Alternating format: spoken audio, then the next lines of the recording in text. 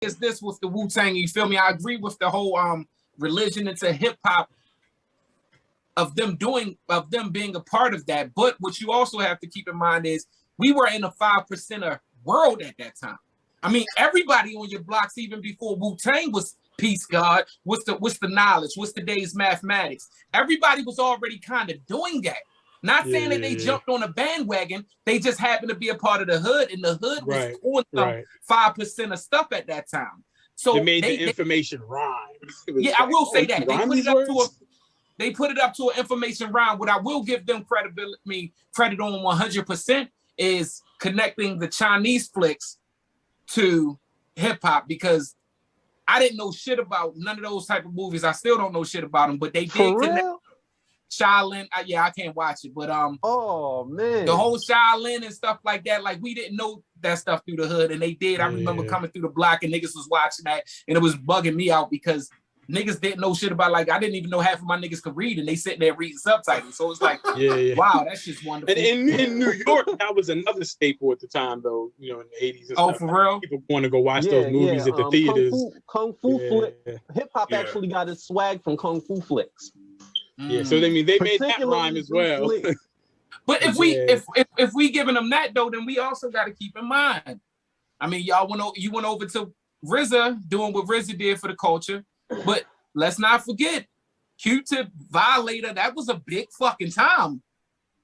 Yeah. Yeah. Violator, after the Wu-Tang deals, and the Violator thing came a little later, but but Violator was a big time in hip hop. Definitely. History. I mean, that's a staple in hip hop, right? You know, you got your Busta Rhymes, you got who else was on there? I mean, Nori. Everybody was part of Nori. Shit. So that was a big time in hip hop, and it also went to a time that you can. I think Pharrell and them start jumping on the Violator time, right? That was all those more what would we call them, like electric type beats type shit, sounds and crazy ass shit. You feel me?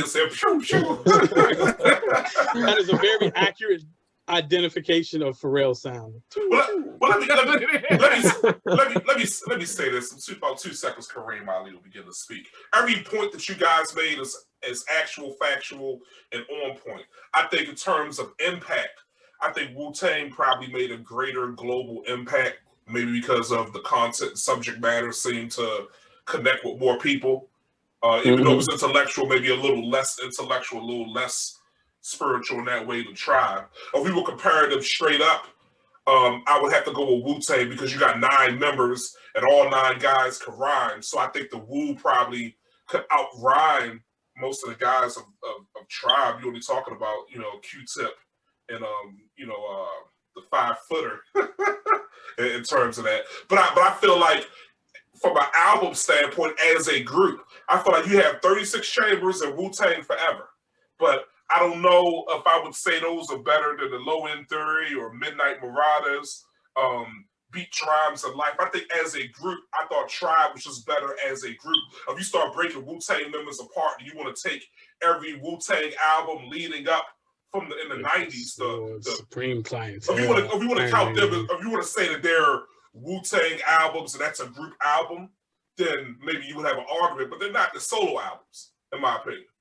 Tribe albums are Tribe albums. If Tribe went against just Ghost and Ray, who would win? That's not even an easy answer. It's 2-on-2. Fife and Q-Tip against Ghost and Ray. There's different styles of rhymes, and almost slightly different eras too, because Tribe kind of began in the 80s, didn't it? No, but that's what it's not even about eras, because Wu began 90 anyway. Yeah. But we got to keep in mind though, and that's one of the things why I gave Tribe the edge, is because them niggas chose to stand out in a world full of fucking gangsters. And I'm gonna tell you, when I was in the streets or doing certain things in the streets, I came home and watched Cosby Show. Tell us more. I wanted to. In the streets. I didn't. Yeah, we was praying. Peace, God. But we you want things like the gangsters was fucking with Tribe too.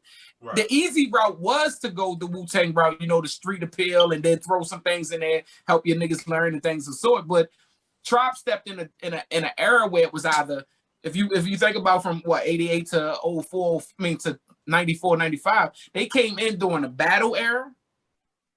in a gangster era.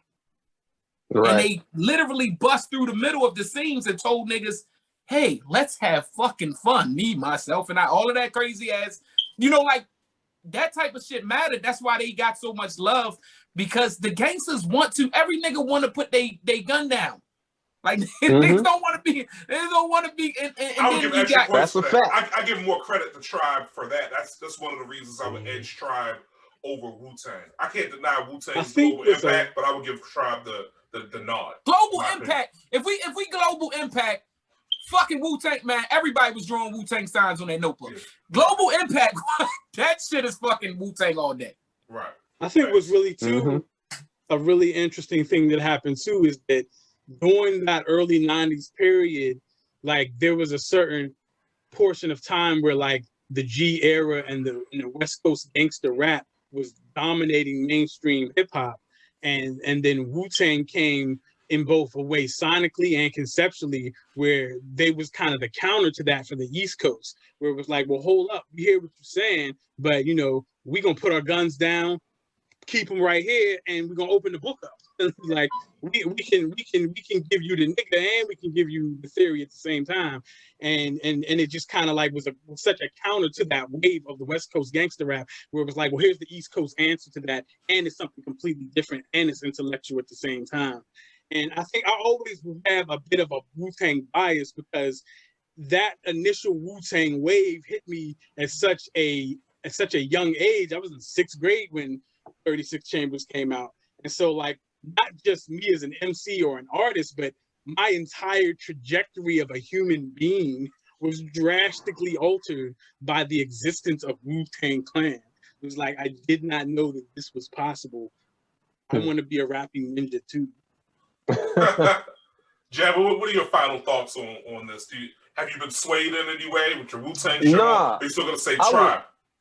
I would never debate anybody on who's greater between Wu-Tang and Tribe, because that's what you're doing right now. You're literally on a debate show debating. No. I'm still on the side of the quest, but I appreciate Wu-Tang's contribution. I would never downplay Wu-Tang's contribution to the Tribes. I mean, both of the groups, they made great, they did great things for the culture. You know what I mean? And I still groove with Tribe heavy. I don't take nothing away from Wu-Tang, because I rock with them too. The ALLTIME Hill, do you have final thoughts on this? Or you've selected Tribe. You hold firm in your position. It looks like he froze. Yeah. He's gone. No, he's back. Oh, there you go. He's returned. He's returned. I thought it was me. Bill said that. Yeah, so brother, I mean, do you have any final thoughts on Wu-Tang versus Tribe? The ALLTIME Hill, what do you feel?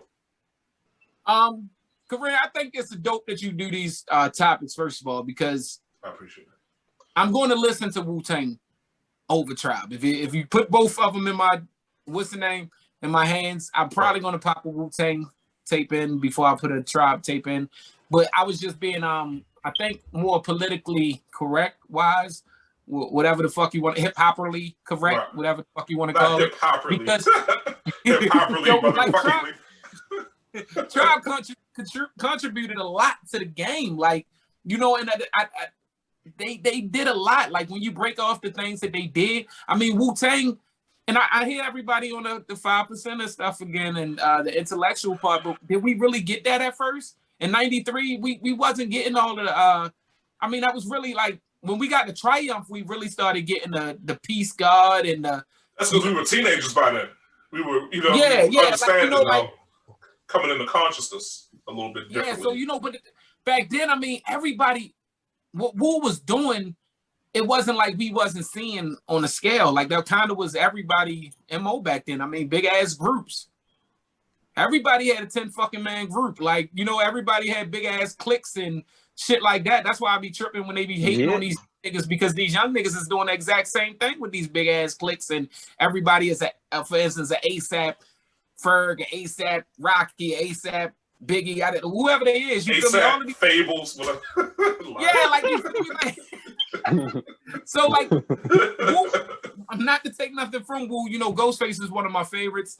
But obviously, I think I fall from the Wu-Tang when we talk group collaborative because I'm a fan of members of Wu-Tang, not the entire group per se. Sometimes, like Ghost, Neff, Raekwon, Liquid Swords was my first tape ever in history. I didn't even know who the fuck Golden Arms was probably till I was about fucking 13. Like I didn't know who You God was. Like who the fuck is this? Who's this little light skinned guy? Like and I'm not a big RZA is one of my funniest rappers. Like I like the Bobby, did you stuck in your ass like a Victoria's Secret wedgie? Like that shit was, but I didn't want to hear it. So I don't know, man. I'm still rocking with Tribe, man. We rocking with Tribe as far as best group out of those two, man. And I agree.